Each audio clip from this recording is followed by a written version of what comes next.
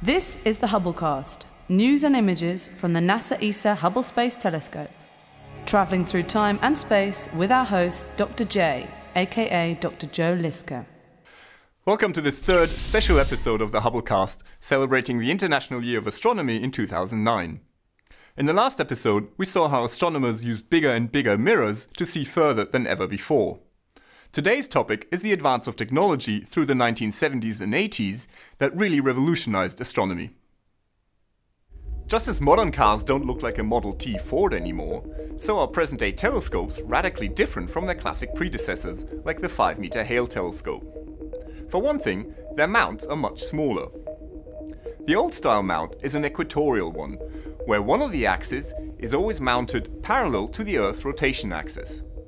In order to keep track of the sky's motion, the telescope simply has to rotate around this axis at the same speed with which the Earth rotates. Easy, but space-hungry. The modern-day altitude azimuth mounts are much more compact. With a mount like that, the telescope is pointed much like a cannon.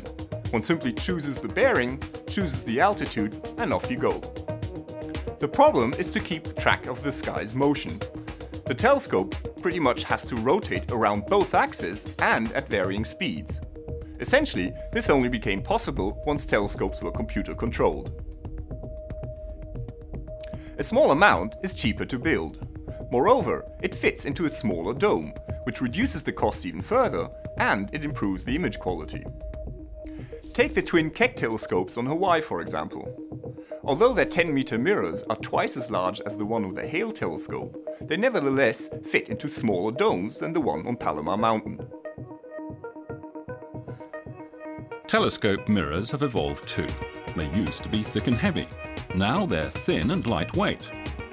Mirror shells that can be many meters wide are cast in giant rotating ovens, and they are still less than 20 centimeters thick.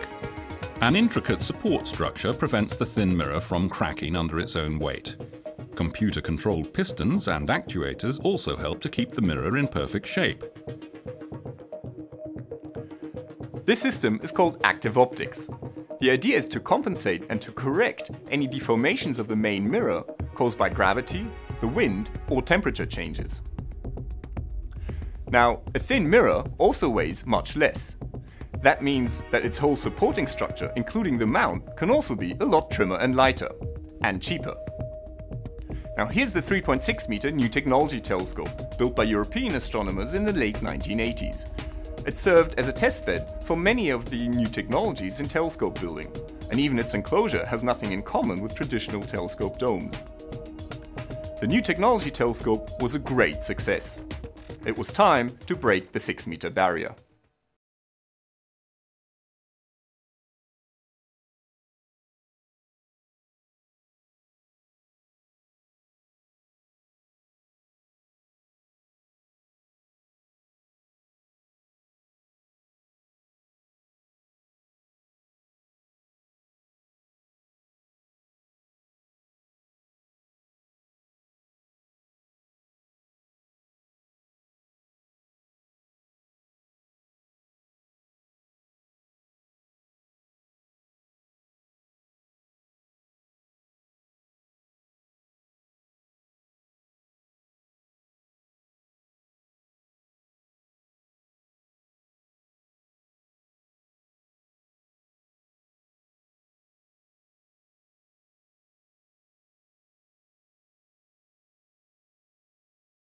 To be effectively larger than all earlier telescopes.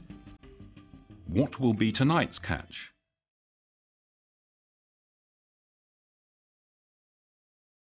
A pair of colliding galaxies billions of light years away? A dying star gasping its last breath into a planetary nebula? Or maybe an extrasolar planet that might harbor life?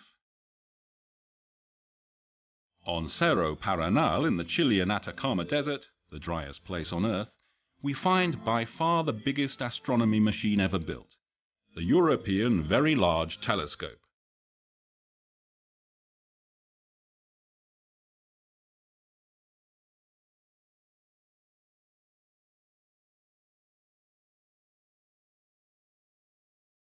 The VLT is really 4 telescopes in one, each sporting an 8.2 meter mirror.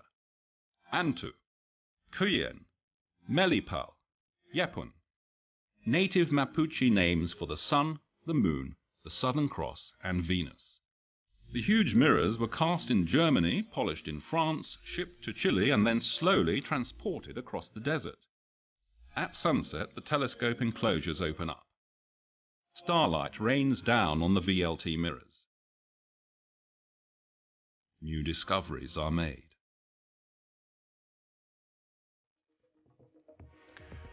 A laser pierces the night sky. It projects an artificial star into the atmosphere 90 kilometers above our heads. Wavefront sensors measure how the star's image is distorted by the atmospheric turbulence. Then, fast computers tell a flexible mirror of how it has to deform itself in order to correct the distortion, in effect untwinkling the stars. This is called adaptive optics, and it's the big magic trick of present-day astronomy. Without it, our view of the universe would look blurred by the atmosphere. But with it, our images are razor sharp. The other piece of optical wizardry is known as interferometry. The idea is to take the light from 2 separate telescopes and to bring it together in a single point, while preserving the relative shifts between the light waves. If it is done precisely enough, the result is that the 2 telescopes act as if they were part of a single colossal mirror as large as the distance between them. In effect, interferometry gives your telescope eagle-like vision. It allows smaller telescopes to reveal a level of detail that would otherwise only be visible with a much larger telescope. The twin Keck telescopes on Mauna Kea regularly team up as an interferometer. In the case of the VLT, all 4 telescopes can work together. In addition, several smaller auxiliary telescopes can also join the ranks in order to sharpen up the view even more. Other big telescopes can be found all over the globe.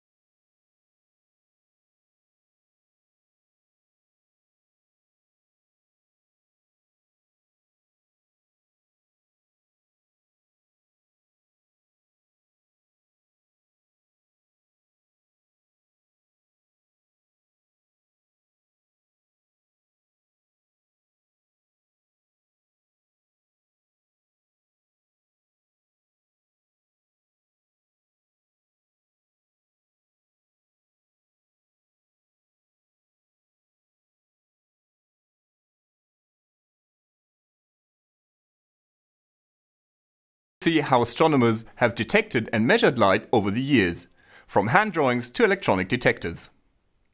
This is Dr. J, signing off for the Hubblecast. Once again, nature has surprised us beyond our wildest imagination.